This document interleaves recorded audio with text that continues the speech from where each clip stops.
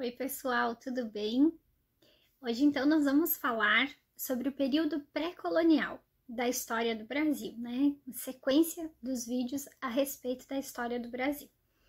Então, nós vamos ver neste vídeo o que marca esse período conhecido como período pré-colonial. Por que ele recebeu esse nome? O que acontece nesse período que é importante para a história do Brasil, para a gente entender um pouquinho sobre esse processo colonizatório que vai acontecer posteriormente. Acompanhem o assunto, façam suas anotações e vamos ao conteúdo então. Bem, pessoal, então o período pré-colonial, né, como a gente vai estudar agora, é o período que compreende ao tempo entre 1500 e mais ou menos 1530. Por que pré-colonial? Porque se considera que foi o período antes da efetiva colonização do Brasil. Esse período pré-colonial, ele tem algumas marcas e, como vocês viram, um período curto de tempo, né? 30 anos mais ou menos. E ele tem algumas marcas bem significativas. Que marcas são essas? A grande marca desse período é o fato de que Portugal não tinha o menor interesse pelas terras, pelos territórios recém-conquistados, recém-descobertos, né? Por quê? Porque por dois motivos. O primeiro deles é que o foco português ainda estava no comércio de especiarias com o Oriente, com as Índias. E o segundo fator é o fato de que os portugueses não encontraram ouro e prata com tanta facilidade quanto os espanhóis haviam conquistado na América Espanhola, haviam descoberto ouro e prata na América Espanhola. Então, dentro da prática do mercantilismo, dentro da proposta mercantilista do sistema econômico, havia a questão do metalismo. Quanto mais ouro e prata uma nação tivesse acumulada, mais rica ela era.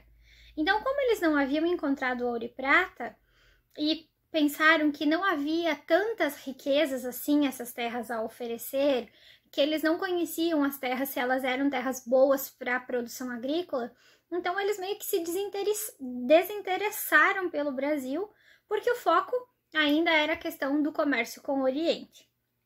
Então, nesse período, né, de 30 anos, que é marcado pelo desinteresse de Portugal em relação ao Brasil, a única atividade exploratória que vai haver vai ser a extração do pau-brasil.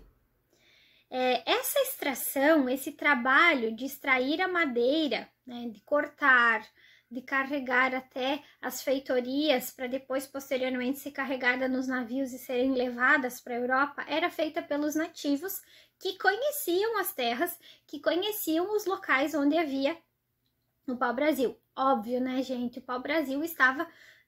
a maior quantidade de pau-brasil era no litoral, na Mata Atlântica, então ficava muito fácil para Portugal explorar essa região.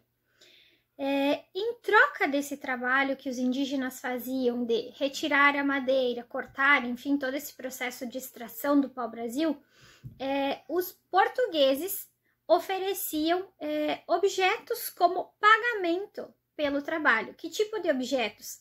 Canivetes, espelhos, relógios, coisas que não tinham um alto valor para os portugueses. Então, a gente diz que havia uma espécie de escambo, o trabalho indígena de extração do pau-brasil, e em troca, esses objetos que para os portugueses não tinha significado, mas que os indígenas achavam coisas muito interessantes porque eles não tinham conhecimento disso. E nesse escambo, Portugal tinha muito a lucrar. Parem para pensar que eles recebiam um pau-brasil em troca de coisas que era de utilização deles e que às vezes eles não davam tanta significância quanto os nativos deram.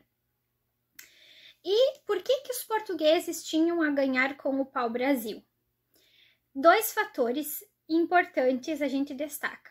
Primeiro, o pau-brasil é uma árvore muito estrondosa, como a gente diz, ela é uma árvore que ela pode atingir 30 metros de altura. Óbvio que ela demora muitos anos para crescer, para chegar a esse porte, mas é uma árvore de grande porte. Então, a madeira do pau-brasil era uma madeira ótima, ainda é, madeira ótima para a fabricação de móveis. Então ela era levada para a Europa, onde lá se faziam móveis que se tornavam móveis de luxo para a nobreza, para as pessoas que tinham dinheiro. E o segundo fator, e o mais relevante deles, é que internamente, dentro do pau-brasil, era possível extrair uma tinta de cor vermelha, que era utilizada para tingir tecidos na Europa. Então, o tingimento dos tecidos durante a Idade Média e na Idade Moderna era uma tarefa bem difícil, até por causa da questão de que tipo de tintas iriam ser utilizadas para fazer essa atividade. Então, o pau-brasil, ele fornecia essa tinta avermelhada que era possível fazer o tingimento dos tecidos. E aí, logo, gente, a tinta do pau-brasil se tornou um artigo de luxo, porque os tecidos que eram pintados com essa tinta se tornavam tecidos caríssimos. Então, e também pelo fato de que era difícil de conseguir o pau-brasil, porque era levado da América para a Europa, então também se tornou esse artigo de luxo, como as especiarias eram, né? Produtos produtos que chegavam à Europa tão distantes do continente se tornavam artigos de luxo, e só conseguia adquirir esses produtos quem tinha dinheiro, quem possuía posses, títulos de nobreza. E aí, como a Bru falou, o pau-brasil, a tintura dos tecidos, se tornou um artigo de luxo. Não é à toa que a cor da realeza, a cor que os nobres, que os reis utilizavam era o vermelho, justamente por causa dessa luxuosidade que era o pau-brasil. E falando um pouquinho do significado da palavra Brasil, que é o nome do nosso país, né, que é em virtude da abundância de madeira que os portugueses encontraram aqui, a palavra Brasil, ela é uma palavra de origem indígena e ela significa vermelho como a brasa. Então, por isso, né, que tem essa relação com o fato de que a tinta vermelha que era extraída do pau-brasil dava essa lembrança do fogo, da brasa. E a madeira, cor vermelha, a madeira é cor de brasa. Então aí o pau-brasil se tornou um artigo de luxo, a tinta do pau-brasil se tornou um artigo de luxo na Europa. Apesar da coroa portuguesa não ter o intuito inicial de começar o processo de colonização no Brasil, por quê? Vamos comparar o tamanho do território de Portugal com o tamanho do território das terras que pertenciam a Portugal na América pelo Tratado de Tordesilhas. Portugal não tinha gente suficiente para iniciar esse processo de colonização. Então, colonizar, trazer colonos para viver aqui era uma tarefa muito cara para a coroa portuguesa.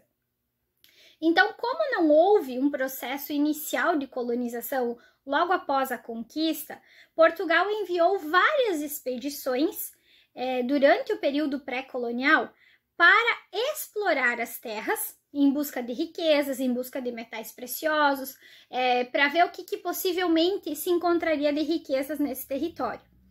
E também expedições para fazer a proteção do litoral contra possíveis invasões estrangeiras. O que essas invasões estrangeiras, especialmente dos franceses, dos ingleses, vai querer aqui no Brasil? Contrabandear o pau-brasil. Já tinha se tornado um artigo de luxo, então esses países que estavam fora do Tratado de Tordesilhas e que não reconheciam a validade desse tratado, passam a tentar invadir os territórios que pertenciam a Portugal e Espanha. E no caso do Brasil, invadir as terras para contrabandear o pau-brasil, levá-lo para a Europa e, assim como os portugueses, também lucrar nessa atividade exploratória. Então, o período pré-colonial, ele é marcado por isso, né? A questão da atividade exploratória do pau-brasil e algumas expedições que têm duas finalidades, né? Explorar e proteger as fronteiras, proteger o litoral contra essas invasões. Como é que termina o período pré-colonial? Com o processo inicial da colonização. O que marca esse processo de fim de pré-colonial e início de colonial seria mais ou menos no ano de 1530, quando a coroa portuguesa envia as primeiras expedições colonizadoras, que de fato vão trazer pessoas para morar aqui, para colonizar estas terras. Quem são ou quem é o agente principal dessas expedições colonizadoras? O Martim Afonso de Souza.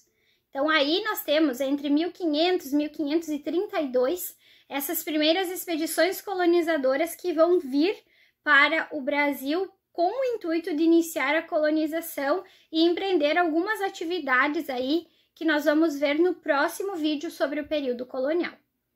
Espero que tenham gostado, que tenha ficado compreensível esse assunto a respeito do período pré-colonial.